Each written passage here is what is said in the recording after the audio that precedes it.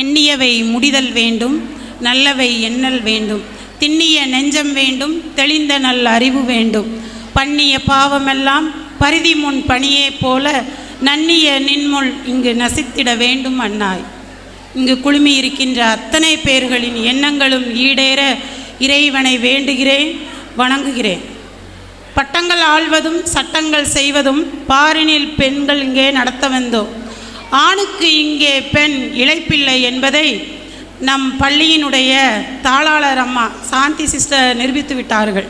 ஏன்னா எல்லா ஸ்கூல்லையுமே தலைமை ஆண்களாக இருப்பார்கள். ஆனால் இங்கே மட்டும்தான் பெண்ணாக இருந்து மிக தனித்துவமான முறையில் மிகவும் சீரும் சிறப்புமாக இந்த பள்ளியினை நடத்தி கொண்டிருக்கிறார்கள். அவர்களுடைய ஆலோசனையின் பேரில் முதல்வர் அவர்கள், உதவி முதல்வர், ஆசிரியர் பெருமக்கள் மற்றும் மாணவ கண்மணிகள், பெற்றோர்களாகிய உங்களின் சார்பாக நான் இந்த பள்ளியினுடைய தாளாளர் அவர்களுக்கும் அவங்க முதல்வர் அவர்களுக்கும் என்னுடைய முதற்கண் வணக்கத்தை தெரிவித்துக் கொள்கிறேன். முன்னாடி அமர்ந்து குழந்தைங்களை பார்க்கும்போது ரொம்ப சந்தோஷமாக இருந்துச்சு. ஏன்னா இந்த வயசில் தான் அந்த மகிழ்ச்சி என்பது இருக்கும். நம்மளுடைய பெற்றோர்களுடைய ஆசையே என்ன அப்படின்னா, மதிப்பெண் அடிப்படையில் கல்வி எங்கே இருக்குதோ அங்கே தான் கொண்டு போய் நம்ம அந்த ஸ்கூலில் தான் விடணும். இந்த ஸ்கூலில் விட்டால் என்னுடைய குழந்தை ஸ்டேட் ஃபஸ்ட் வந்துடுவான், டிஸ்ட்ரிக்ட் ஃபஸ்ட் வந்துடுவான், இந்த பாடத்தில் அந்த ஸ்கூலில் அதிகமான கவனம் செலுத்துகிறாங்க அப்படின்னு சொல்லி ஓடி ஓடி குழந்தைங்களை ஸ்கூலாக அலைகிற பேரண்ட்ஸுக்கு முன்னாடி நான் பெருமைப்படுறேன். மதிப்பெண் அடிப்படையில் இல்லாமல் மற்ற எல்லா கலைகளோடும் சேர்ந்து ஒழுக்கத்தையும் கற்றுக் கொடுக்கின்ற பள்ளியாக இதை நான் நினைக்கிறேன். மிகவும் பெருமிதம் அடைகின்றேன். அதனால் முதல்ல அந்த ஆசிரியர்களுக்கும் அவர்களுக்கும் என்னுடைய நன்றியை தெரிவித்துக் கொள்கிறேன். ஒரு சில கருத்துக்களை மாத்திரம் முன்வைக்கின்றேன். ஒரு தகப்பன் தன்னுடைய மகனை பள்ளியில் சேர்த்துவிட்டு வீட்டுக்கு போய் ஒரு கடிதம் எழுதுகிறாரு அந்த ஆசிரியருக்கு. என்ன எழுதிப்பார் அப்படின்னு நீங்கள்லாம் நினைப்பீங்க. நம்மளாக இருந்தால் நம்ம நினச்சிருப்போம், இந்த பாடத்தில் கவனம் செலுத்துங்க, அந்த பாடத்தில் கவனம் செலுத்துங்க, டியூஷன் வச்சுக்கோங்க. நானுமே அப்படி தான் சொல்லுவேன், அவங்க ஆசிரியர்களுக்கு தெரியும். ஆனால் அவர் சற்று வித்தியாசமாக யோசிக்கிறாரு. என்ன யோசிக்கிறாரு அப்படின்னா, தோல்வியை ஏற்றுக்கொள்ளவும் வெற்றியை பெருமையுடன் கொண்டாடவும் என்னுடைய மகனுக்கு கற்றுக் கொடுங்கள். பொறாமையில் இருந்து அவன் சற்றே விலகி இருக்கட்டும். ஏமாற்றி பெறுகின்ற வெற்றியினை விட தோல்வி கண்ணியமானது என்பதை அவனுக்கு கற்றுக் கொடுங்கள். வானத்து பறவைகள், பாடும் விண்மீன்கள், ஒளிர்கின்ற சூரியன், நிலவுகின்ற கதிரவன், பச்சிலம் செடிகள், இயற்கையை நேசிப்பதற்கு கற்றுக் கொடுங்கள். மென்மையானவர்களிடத்தில் மென்மையாகவும் வன்மையானவர்களிடத்தில் வன்மையாகவும் நடந்து கொள்ள கற்றுக் கொடுங்கள். அவனுடைய சிந்தனையின் மீது அவன் நம்பிக்கை வைக்கட்டும். அவன் எதை அடைய வேண்டும் என்று நினைக்கின்றானோ அதை போராடி பெறுவதற்கு கற்றுக்கொடுங்கள் என்று அந்த தகப்பன் கடிதம் எழுதுகிறார். அந்த கடிதம் எழுதினது வேற யாருமே இல்லை, ஆபிரகாம் லிங்கன். மொத்தமாக இறுதியில் ஒரே வார்த்தையில் முடிக்கிறார், அவனை ஒரு நல்ல மனிதனாக வாழ்வதற்கு கற்றுக்கொடுங்கள் என்று.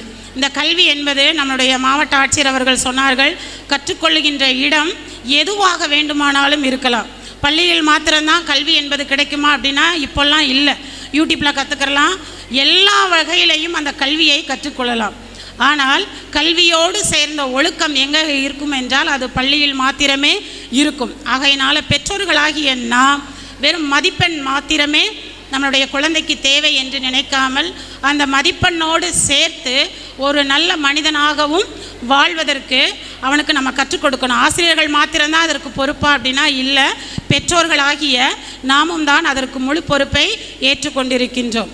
அடுத்ததாக நீங்கள் நிறைய கேள்விப்பட்டிருப்பீங்க, ஒரு பையன் மாற்றுத்திறனாளி மாணவன், ஒரு நடந்த உண்மையான நிகழ்வு. அந்த ஸ்கூல்லேருந்து அந்த டீச்சர் ஒரு கடிதம் எழுதி அனுப்புகிறார் அந்த மாணவனுக்கிட்ட, இனிமே உங்களுடைய பையனை எங்கள் ஸ்கூலுக்கு அனுப்ப வேண்டாம், எங்களால் அந்த பையனுக்கு என்ன செய்ய முடியலை, கற்றுக் கொடுக்க முடியவில்லை, எங்களை சமாளிக்கவே முடியலைன்னு சொல்லி அந்த பையனை என்னெல்லாம் சொல்லணுமா, நெகட்டிவ் எதிர்மறையான எண்ணங்கள் என்னெல்லாம் கூற முடியுமோ அத்தனையும் அந்த கடிதத்தில் எழுதி அனுப்புகிறார். அந்த பையனும் கொண்டு போய் கொடுக்குறான், அம்மாட்ட போய் கொடுக்குறான். அவனுக்கு என்ன எழுதியிருக்குன்னு என்ன செய்யாது தெரியாது. ஆசிரியர் முதலே சொல்லி விட்டுட்டாங்க, இந்த கவரை நீ என்ன செய்யக்கூடாது, பிரிக்கவே கூடாது, நேரடியாக அவங்க அம்மாட்ட போய் கொடுத்துடணும்னு சொல்லி. அவங்க அம்மா அப்பா இருவருமே மருத்துவராக பணியாற்றுகிறார்கள். அந்த கடிதத்தை வாங்கி வாசித்து பார்க்குறாங்க. அதில் வந்து என்ன எழுதியிருக்குது அப்படின்னா, உன்னுடைய மகன் ஒரு மாற்றுத்திறனாளி, அவனை வச்சு நாங்கள் வகுப்பறையில் சமாளிக்கவே முடியலை. உங்கள் பையனவே மட்டும் பார்த்துட்டு இருந்தா நாங்கள் சுற்றி இருக்கிற அத்தனை மாணவர்களையும் கவனம் செலுத்த முடியலை. அதனால் உங்கள் பையனை இனிமேல் என்ன செஞ்சுக்கோங்க, வீட்டிலையே வச்சுக்கோங்க அப்படின்னு சொல்லி எழுதி அனுப்பியிருக்கிறாங்க. இதை படித்த தாயினுடைய கண்களிலிருந்து கண்ணீர் வழிகிறது. அவங்க வந்து அந்த எதிர்மறையான எண்ணத்தை தனக்கு சாதகமாக மாற்றிக்கிட்டாங்க. அந்த பையன் கேட்குறான், ஏம்மா இந்த கடிதத்தில் என்ன எழுதியிருக்குது அப்படின்னு சொல்லி கேட்குறான். அப்போ அந்த தாயானவள் சொல்கிறா, தம்பி, உனக்கு இருக்கிற அறிவுக்கு, உனக்கு இருக்கிற அந்த நல்ல குணத்துக்கு அங்கே கற்றுக் கொடுப்பதற்கு உனக்கு ஈடாக அந்த பள்ளிக்கூடத்தில் ஆசிரியர்களே இல்லையா, அதனால் நீ என்ன செய்யணுமா, வீட்டில் இருந்தே கற்றுக்கொள்ள வேண்டுமாம் அப்படின்னு சொல்லி அந்த பையன்கிட்ட சொல்கிறாங்க. அந்த பையனும் அன்று முதல் மறுநாள்லேருந்து அவன் ஸ்கூலுக்கு போகலை, வீட்டிலையே இருந்து தான் படிக்கிறான். அவங்க அப்பாவும் அவங்க அம்மாவும் நிறைய நூல்களை லைப்ரரியில் போய், நூலகத்தில் போய் நிறைய நூல்களை எடுத்துக்கொண்டு வந்து அந்த பையனுக்கு வாசிப்பதற்கு கற்றுக் கொடுக்குறாங்க. அவன் நிறைய என்ன செய்கிறான், படித்து கொண்டே இருக்கிறான். இறுதியாக மிகப்பெரிய ஒரு கண்டுபிடிப்பாளராக அவன் வர்றான். யார் அப்படின்னா, மின்விளக்கினை கண்டுபிடித்த தாமஸ் ஆல்வா எடிசன். ஒரு தாயால் மாத்திரமே ஒரு மாற்றுத்திறனாளியை கூட எதுவாக மாற்ற முடிந்தது அப்படின்னா, மிகப்பெரிய ஒரு விஞ்ஞானியாக மாற்ற முடிந்தது. அவர் கண்டுபிடித்த மின் விளக்கில் தான் நம்ம இப்போ எப்படி இருக்கிறோம், அழகாக உட்காந்து இந்த நிகழ்வுகளை எல்லாம் பார்த்துக்கிட்டு இருக்கிறோம். மின்சாரம் இல்லாதான் ஒரு ஊரில் வந்து பழமொழி சொல்லுவாங்க இல்லையா, கரண்ட்டை நம்பி இலை போடாத அப்படிம்பாங்க. கரண்ட்டு தான் இப்போ மிக முக்கியமான ஒன்றாக இருக்கிறது. வாழ்நாளில் அவரை என்ன செய்ய முடியாது, மறக்கவே முடியாது. ஒரு தாய் நினைத்தால் எதை வேண்டுமானாலும் எப்படி வேண்டுமானாலும் மாற்றலாம். அதற்கு மிகப்பெரிய ஒரு உதாரணம் யார் அப்படின்னா, அந்த தாமஸ் ஆல்வா எடிசனுடைய அம்மா மாத்திரம்தான். இது வந்து நமக்கு தான், நம்மளுடைய குழந்தைங்க கிட்ட நிறைய எதிர்மறையான எண்ணங்கள் இருக்கலாம். மற்றவங்க சொல்லலாம், உனக்கு பிள்ளை அப்படி இருக்கிறாங்க இப்படி இருக்கிறாங்கன்னு சொல்லி. நம்ம எல்லாத்தையுமே நமக்கு சாதகமாக மாற்றி நம்முடைய பிள்ளையையும் வரலாற்றில் ஒரு இடத்தை பதிப்பதற்கு நாம் என்ன செய்யணும், உறுதுணையாக இருக்க வேண்டும். எல்லாமே நெகட்டிவாகவே நம்ம குழந்தைங்க கிட்ட சொல்லிக்கொண்டே இருக்கக்கூடாது. ஒரு கதை மட்டும் சொல்லி என்னுடைய உரையை முடித்துக்கொள்ளலாம் என்று நினைக்கிறேன். ஒரு விவசாயி, அந்த விவசாயி வந்து அந்த கடவுள் மீது ரொம்ப கோபத்தோடு இருக்கிறார். அப்போ ஒரு நாள் அந்த கடவுள் வந்து விவசாயிக்கிட்ட கேட்குறான், நீ எப்போ பார்த்தாலும் எதுக்கு என் மேலே கோபமாகவே இருக்கிறா அப்படின்னு சொல்லி கேட்குறப்போ, அப்போ அந்த விவசாயி என்ன சொல்கிறான் அப்படின்னா, உங்களுக்கு எதுவுமே தெரியலை, படைத்த கடவுளுக்கு அதை எப்படி அந்த இயற்கையை மனிதனுக்கு கொடுக்க வேண்டும் என்ற இதே இல்லை, இனிமேல் நீங்கள் வந்து என்னை விட்டு தூரம் போயிருங்க அப்படின்னு சொல்லி சொல்கிறான். அப்போ இறைவன் கேட்குறாரு, உனக்கு என்ன தான் வேணும் சொல்லு, நான் அதை செய்கிறேன் அப்படின்னு சொல்லி கேட்குறாரு. நீங்கள் கொஞ்ச நாளைக்கு உங்களுடைய வேலையை நிப்பாட்டி வச்சுட்டு அதனுடைய பணிகளை எல்லாம் எனக்கு கொடுங்க, நான் எப்படி உங்களுடைய பணியை சிறப்பாக செய்கிறேன்னு சொல்லி நீங்கள் வந்து கவனித்து பாருங்கள் அப்படின்னு சொல்லி சொல்கிறான். அப்போ சரின்னு சொல்லிவிட்டு அந்த இறைவன் என்னெல்லாம் வேலையெல்லாம் செய்வாரோ அதை எல்லாத்தையும் அந்த விவசாயிக்கிட்ட கொடுத்துறாரு. அந்த கிடைத்ததும் அந்த விவசாயிக்கு ரொம்ப சந்தோஷம். ஏன்னா நம்மளுமே கடவுள் நமக்கு ஒரு வரம் கொடுத்தா நமக்கு என்னெல்லாம் தேவையோ அதையெல்லாம் நாமளும் என்ன செய்வோம் இல்லையா, அதை போல தான் அந்த விவசாயியும் செய்கிறாரு. எப்பெல்லாம் தேவையோ அப்போல்லாம் மழை பெய்ய வச்சுக்கலாம், எப்பெல்லாம் வெயில் தேவையோ அப்போல்லாம் வெயிலை வர வச்சுக்கலாம். அவருக்கு ரொம்ப சந்தோஷம். ஏன்னா அவருடைய காட்டில் பயிர்கள் வந்து என்ன செய்யுது, பயிரிடுறாரு. அப்போது இறைவன் மீது ஏன் கோபம் அப்படின்னா, இறைவனுக்கு எதுவுமே தெரியல, ஞானமுள்ளவராக நடக்க தெரியல. எப்போ தண்ணீர் தேவையோ அப்போ தண்ணீர் கொடுப்பது இல்லை, எப்போ வெயில் தேவையோ அப்போது வெயிலை கொடுப்பது இல்லை, எப்போ காற்று தேவையோ அப்போ காற்றை கொடுப்பது இல்லை. எல்லாமே இறைவன் வந்து ஏட்டிக்கு புட்டியாக செய்கிறாருன்னு சொல்லி இந்த விவசாயி அந்த பொறுப்பை எல்லாம் தன்னுடைய பக்கமாக வாங்கி கொள்கிறார். இவரும் அதே போல் தன்னுடைய விளைநிலத்தில் விதைகளை விதைக்கிறாரு. அவருக்கு தேவையான நிறைய சத்துள்ள உணவுகளை எல்லாம் அந்த இதுக்கு கொடுக்குறாரு, நீர் பாய்ச்சுறாரு, உரங்களை போடுறாரு, எப்பெல்லாம் அந்த இதுக்கு வெயில் தேவையோ அப்பெல்லாம் கொடுக்குறாரு. அதை அப்படியே திணிச்சுக்கிட்டே இருக்கிறாரு அந்த பயிருக்கு. அப்போ ஒரு நாள் அறுவடை காலம் நெருங்குகின்றது. ரொம்ப சந்தோஷம், தன்னுடைய தோட்டத்தை பார்த்து ரொம்ப மகிழ்ச்சி அடைகிறாரு. ஏன்னா ஒரு ஆண்டும் இப்படி இருந்ததே இல்லை, எப்போ பார்த்தாலும் பதறாகவே போகுது, போட்ட முதல்ல திரும்பி கிடைக்கலன்னு சொல்லி இவருக்கு ரொம்ப வருத்தம்.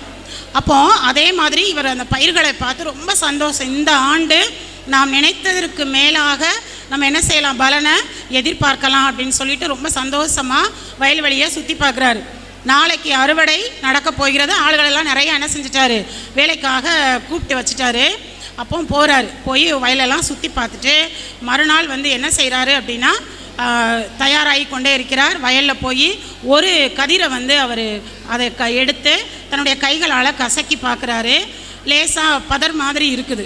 சரி பரவாயில்ல, இது ஒன்று தானே, நிறையா இருக்குது, நமக்கு தான் கண்ணு கட்டின தூரம் இருக்குதே, பார்த்துக்கரலான்னு சொல்லிட்டு இன்னும் கொஞ்சம் தூரம் போய் இன்னொரு பயிரை எடுக்கிறாரு. அந்த நெல்மணியும் பதராக இருக்கிறது. இன்னும் ஓடுறாரு, எல்லாமே பதராகவே இருக்கிறது. பக்கத்து காட்டுக்கு போகிறாரு. போய் அங்கே இருக்கிற பயிரை என்ன செய்கிறாரு அப்படின்னா அதையும் பிடுங்கி கசக்கி பார்க்குறாரு. நல்ல முதிர்ச்சியான நெல்மணிகள் அந்த பயிரில் இருக்குது. உடனே இவருக்கு துக்கம் தூக்கி வாரி போட்டுருச்சு. என்ன, நாம தான், இறைவன் தான் சரியாக செய்யலை, இதை நம்ம தான் எடுத்து செஞ்சோம், நமக்குமே இப்படி ஏமாற்றமாகி விட்டதே அப்படின்னு சொல்லிட்டு இவர் ரொம்ப கவலையோடு இருக்கிறாரு.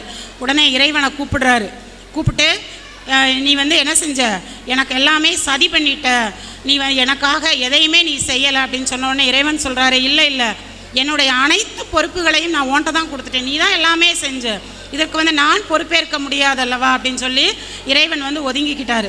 இந்த கதையிலேருந்து என்ன அப்படின்னா, நம்ம வந்து என்ன செய்கிறோம் அப்படின்னா பிள்ளைகளுக்கு எப்போ எது வேணும் அப்படிலாம் யோசிக்கிறதே இல்லை, திணிச்சுக்கிட்டே இருக்கிறோம். காலையில் 5:30க்கு ஸ்கூல் முடிஞ்சு வந்தா அந்த டியூஷன் இந்த டியூஷன் அதைப்படி இதைப்படின்னு சொல்லி ஒரு 10 மணி வரை அந்த பிள்ளைங்கக்கிட்ட திணிச்சுக்கிட்டே இருக்கிறோம். ஆகக்கூடி அவன் எந்த பாடத்துலையுமே சிறப்பாக வருவதற்கு நாம் நேரமே கொடுப்பது இல்லை. தன்னுடைய பையன் வந்து எந்த பாடத்தில் எதில் அவன் வந்து நல்லா வருகிறான் அதுக்காக மோட்டிவேஷன் பண்ணுறோமா அப்படின்னு கேட்டால் இல்லை, எல்லா பாடத்துலையுமே என்னுடைய குழந்தை வரணும் அப்படின்னு சொல்லி தான் என்ன செய்கிறோம், நம்ம திணிச்சு ஒன்றுமே இல்லாமல் போயிடுது. புஷ்டியாக வளர்ந்த குழந்தை கடைசியில் நமக்கு ஏமாற்றத்தை தான் கொடுக்கு. அந்த பக்கத்து பயிர் அதுலேருந்து நம்ம என்ன கற்றுக்கலாம் அப்படின்னா தனக்கு தேவையானதை அதுவே என்ன செய்யுது, தேடுகிறது. அதற்கு வந்து இறைவன் கொடுக்குற மாதிரி தான், என்னது, எப்போ காற்று தேவையோ, எப்போ நீர் தேவையோ, எப்போ உரங்கள் தேவையோ அப்போ தான் அதுக்கு வந்து என்ன செஞ்சாங்க, அதுக்கு தேவையான உரங்கள்லாம் போய் சேர்ந்துச்சு. அதுவாக தேடிச்சு, மண்ணுக்குள்ளே ஆழமாக போய் தன்னுடைய வேறு எங்கெல்லாம் படர முடியுமோ அங்கெல்லாம் பற்றி மண்ணை இறுக பிடித்து கொண்டு தனக்கு தேவையானதையெல்லாம் என்ன செய்யுது, சத்துக்களையெல்லாம் எடுத்து எதிர்பாராத பலனை கொடுத்தது. அதை போன்றது தான் பிள்ளைங்க வந்து எதில் திறமையாக இருக்கின்றார்களோ அதை அவர்கள் கையிலே கொடுத்து விட வேண்டும். அப்போது தான் நாம் எதிர்பார்க்கின்றது அவர்களிடமிருந்து நம்ம என்ன செய்யும், கிடைக்கும். அதனால பெற்றோர்களில் சார்பாக நான் கேட்டுக்கொள்வது அதுதான், பிள்ளைகளை அவர்களுடைய எண்ணங்களின்படி நாம் வளர்க்க வேண்டும். நம்மளுடைய இது வந்து கைட் பண்ணுறது மட்டும்தான், இது நல்லது, இதை கெட்டது, இது இதை செய்யாதன்னு மட்டும்தான் சொல்லணும். விருப்பங்களை நாம் மாணவர்களிடம் திணிக்கக்கூடாது என்பதை கேட்டுக்கொள்கின்றேன். அதாவது பெற்றோர்களின் சார்பாக ஒரு சில கருத்துக்களை கூறுவதற்காக அழைத்த பள்ளியினுடைய தலைமை சிஸ்டர் அவர்களுக்கும், பள்ளியினுடைய முதல்வர், ஆசிரியர் பெருமக்கள், பெற்றோர்கள், மாணவர்களின் சார்பாக என்னுடைய வாழ்த்துதலையும் நன்றியையும் தெரிவித்துக் கொள்கிறேன். நன்றி.